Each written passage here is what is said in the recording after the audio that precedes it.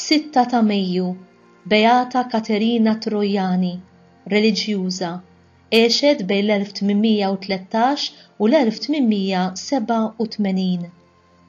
Il-Beata Madre Marija Katerina Trojani ta' Santa Rosa ta' Viterbo twildet f'Gugliano ta' Ruma, provinċja ta' Frosinone fl-19 ta' Jannar minn Tumas Trojani u Teresa Panici Cantone, ġenituri tas-Sew Onja.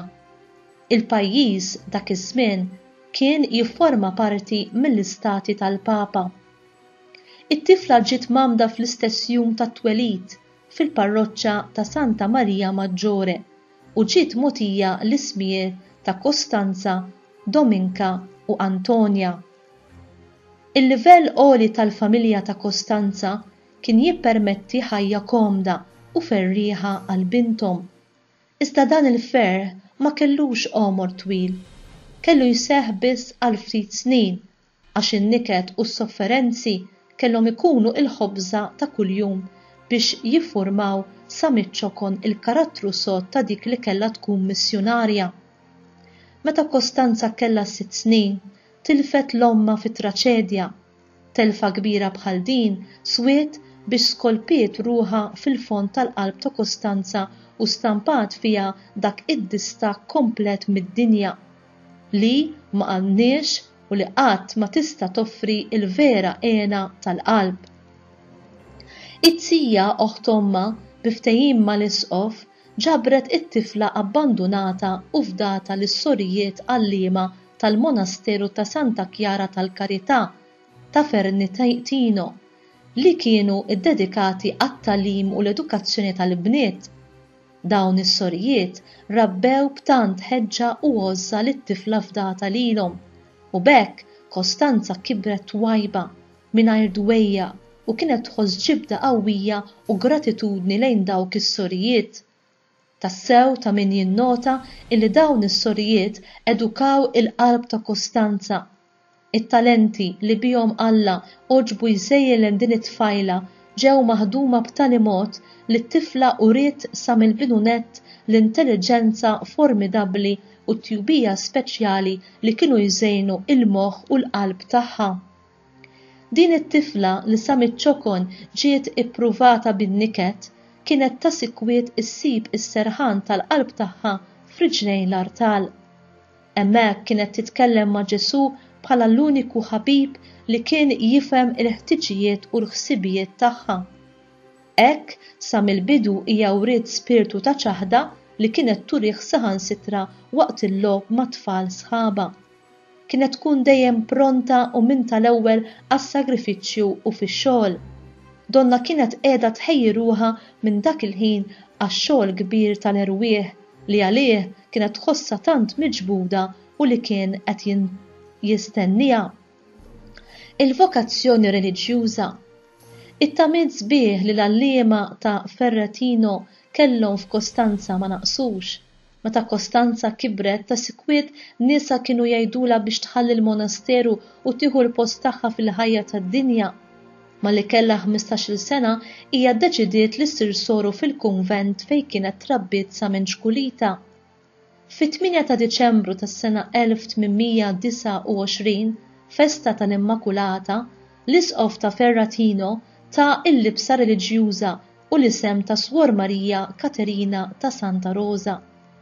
Għaddiet is-sena tan-novizzjat fervur kbir u malajr waslet għall-professjoni u fit-18 ta' Diċembru tas-sena 1830 Marija Katerina li kienet għadha mal-qitx 18-il sena wedet l-Alla id-dedikazzjoni tal-ħajja tagħha permezz tal-wediet tas-safa u bidjenza u faqar għal ġid tal-irwieħ. L-isqof ta' Ferretino, Monsignor Giuseppe Lais, kien għażila għalliema ta' tfal u ta' 18-il sena ġiet maħtura konsolatriċi, segretarja, arkivista, ekonoma tal-kunvent kif ukoll direttriċi ta' dawk li kienu fil-formazzjoni. Hawnhekk għexet ta' soru Clarissa f'ambjent tas-sew fqir. Kienet titlob ta' kuljum quddiem it-tabernaklu u minn hemm hija kienet tieħu il-forza u l-għajnuna għax-xogħol li Alla kien irid minnha. ta' il-jum kienet tixel ġewwa qalba dik il-fjamma tax-xogħol apostoliku f'dawk l-inħawi fejn il-kelma ta' Alla ma kienitx magħrufa. Suor Marija Katerina għexet fil-kunvent ta' Santa Chiara sakemm kellha 46 sena. Għalkemm kienet ferħana ġewwa dan il-kunvent, hija kienet sabet ruħha f'ambjent ta' attività ristretta. Fil-qalb tagħha kienet tammar ix-xewqa ta' xogħol missjonarju f'pajjiżi mbeda qalb il-pagani biex tarraf id-dawl tal-Vanġelu. Biex iżżid max-xewqa tal-ideal tagħha ta' sikwiet kienu jaslu l-ittri tal-kuġin tagħha Monsignor Giuseppe Bavieri li kien internunzjo fl-Iżvizzera. Huwa kien li introduċija ma' dik ir-ruħ kbira ta' Paulina dei Marcis Nikolaj li darba minnhom marret iżżur lil Suor Katerina fil-kunvent ta' Veretino u qaltilha dawn il-kelmiet: "Se nsifer Ġerusalemm, sejra nlestilek it-triq, ftakar li l-post tas-Suru Franġiskana huwa ħdejn il-Kalvarju. Qabel ma tmut inti tara dar tagħkom f'Ġerusalemm." U ma' żmien din il-profezija seħħet. Il-Beata Katerina kellha tara dik il-profezija sseħħ meta fl-1885 il-patrijiet minuri fdaw f'idejn is-sorijiet tal-Eġittu l-orfanatrofju tal-bniet tal-Art Imqazza. Fl-1851 il-konfessur tas-sorijiet ta' Santa Chiara tal-Karità ta' Ferretino, Patri Giuseppe Modena minn San Remo, oratur famuż tal-patrijiet Franġiskani minuri, mar jippriedka f'Lixandra ġewwa l-Eġittu. Waqt il-priedki tiegħu kellu okkażjoni li jintaqa' aktar minn darba mad-delegat apostoliku Monsignor Perpetuo Gurasco. Dan kien il-menta fuq in-nuqqas ta' sorijiet f'Lixandra u fil-Kajr li kellhom ikunu mogħtija għall-edukazzjoni taż-żgħażagħ, speċjalment dawk tal-kolonja Taljana. Patri Giuseppe tkellem fuq is-sorijiet ta' Ferratino dwar ix-xogħol bnin tagħhom ma' tfajliet u ssuġġerixxa lid-delegat biex jibgħat għal grupp minnhom. Id-distakk mill-belt tagħha, mill-kunvent li kien rati fl-Aċkejkna fejn ħalliet tant tifkiriet u tant erwieħ maħbuba, kien tassew okkażjoni ta' sofferenza għaliha. Dana kollu hija kellha kuraġġ kbir u bi kliema ħelu u perswassiv irnexxilha tnissel fil-qalb tal-ġenituri tas-sorijiet sħaba tama u ferħ. Claude Bey l-ewwel dar.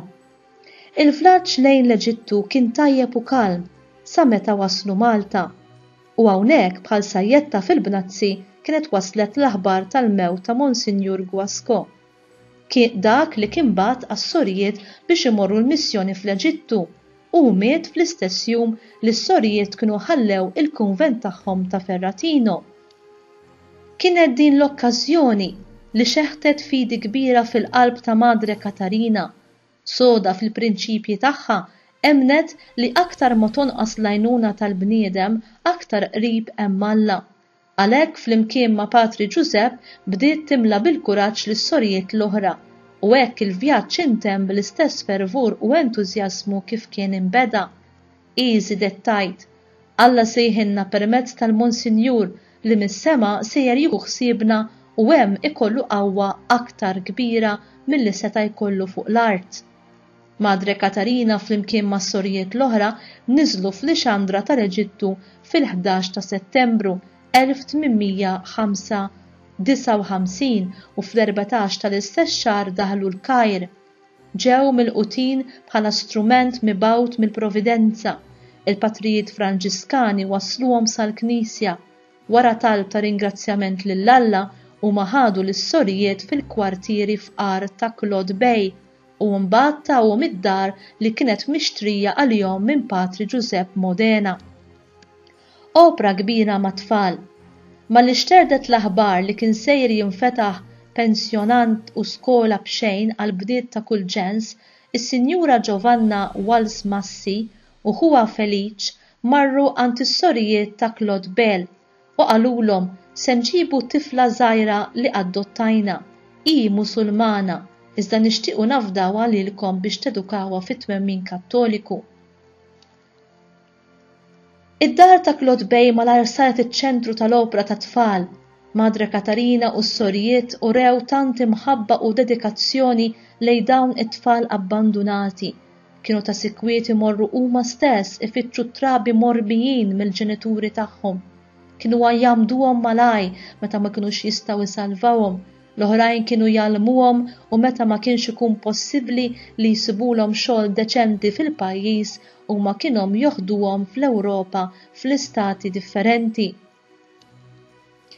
Madre Katarina kellha mħabba tenra lejn dawk it-tfal żgħar abbandunati.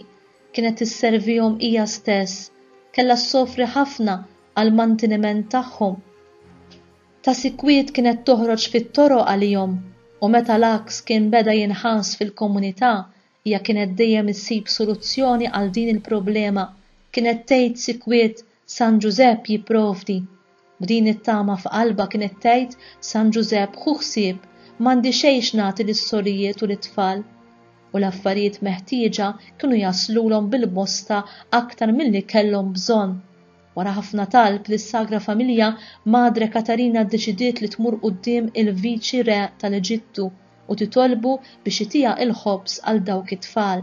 Hekk fit-3 ta' Lulju tal-1863 kellha udjenza miegħu. Dan wara li ħa id-dettalji tax-xogħol tas-sorijiet fl-Eġittu staqsihom: "X'titolbuni?" "Eċċellenza," wieġbet Madre Katarina, "aħna neħtieġu saqaf u ħobs. Dan tridu intom?" Is-sokta jistaqsi lila. "Iva, Eċċellenza," wieġbet.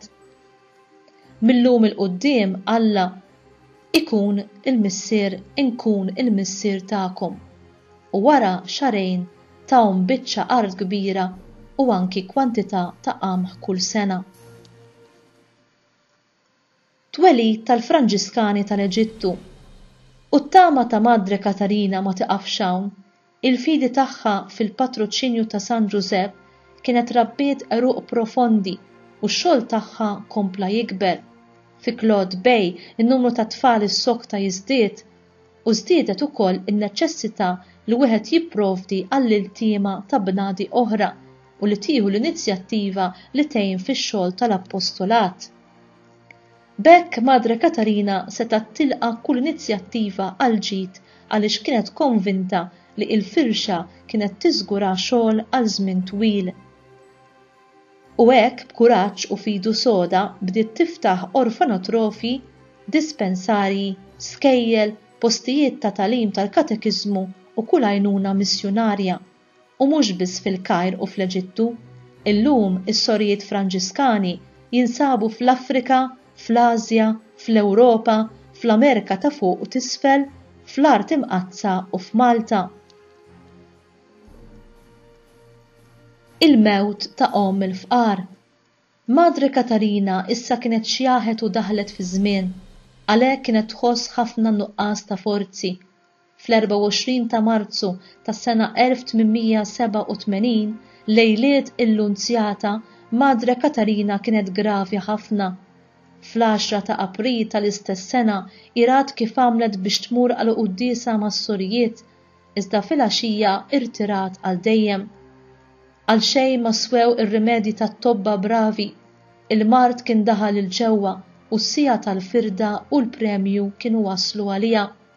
Fis-6 ta' Mejju tal-1887 Madre Katarina irċeviet bħerqa u b'devozzjoni l-aħħar vjatku. Damet miġbura ħafna fit-talb u fil-11 ta' filgħodu wara li kienet tgħid daqqatajn fuq kull soru li kien hemm preżenti, ir-ruħ tagħha taret lejn Alla.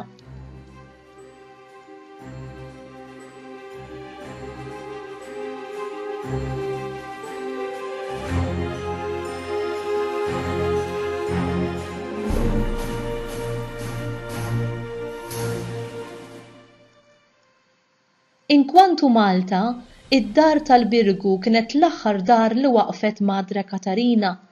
Is-sorijiet tal-Eġittu kienu ilhom magħrufa f'Malta, Swor Lukanfika, Swor Karmela u Smor Eugenia kienu ħallew ix-xtut Maltin biex jingħaqdu mas-sarijiet l-oħra fi Claude Bay. Sa dan it-tant is-sorijiet l-oħrajn kienu ta' sikwiet jinżlu hawn biex jitolbu għajnuna għall-opra bris it-tfal orfni. Hekk inħolqot l-atmosfera adatta biex tinfetaħ dar f'dan il-post. L-Arċisqof bagħat telegramm lil Madre Katarina u talaba biex tiftaħ dar f'Malta. Xewqa bħal din deret wisq popolari qalb il-Maltin ta' dak iż-żmien. L-ewwel dar li nfetħet kienet f'Ħażabbar u mbagħad infetħet dik tal-Birgu.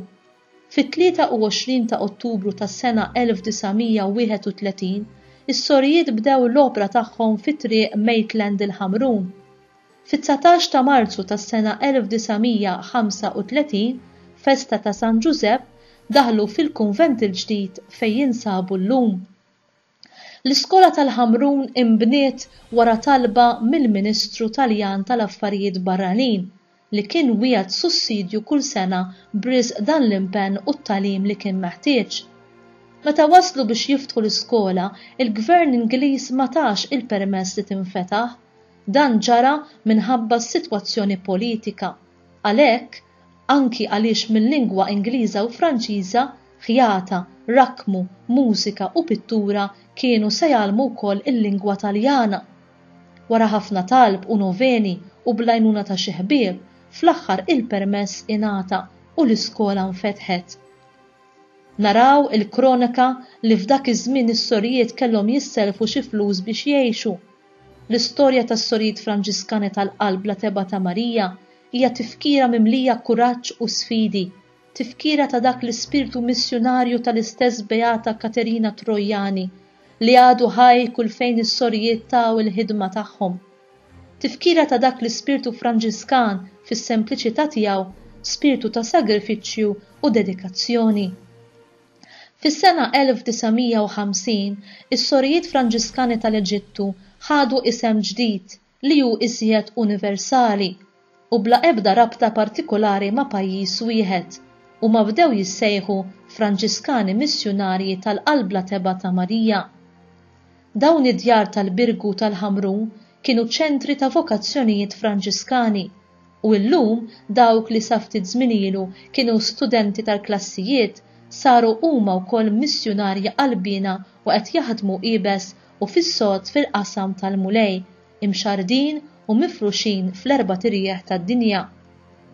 F'dawn l-aħħar snin id-dar tal-Birgu ingħalqet iżda s-Sorijiet fetħu oħra f'Baħar iċ-Ċak.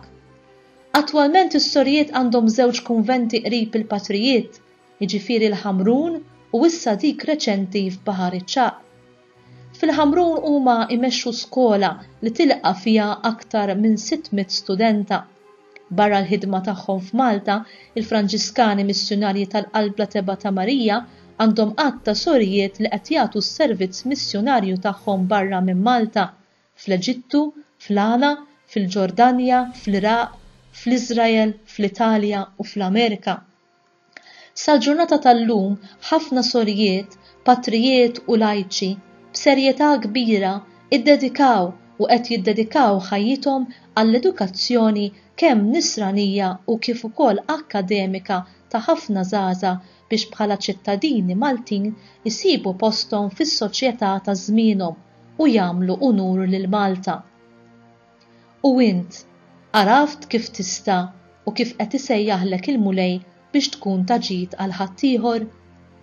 X'inhi l-ħidma jew il-missjoni li qed twettaq fil-Knisja llum, fil-familja, fil-komunità parrokkjali jew f'xi lok ieħor?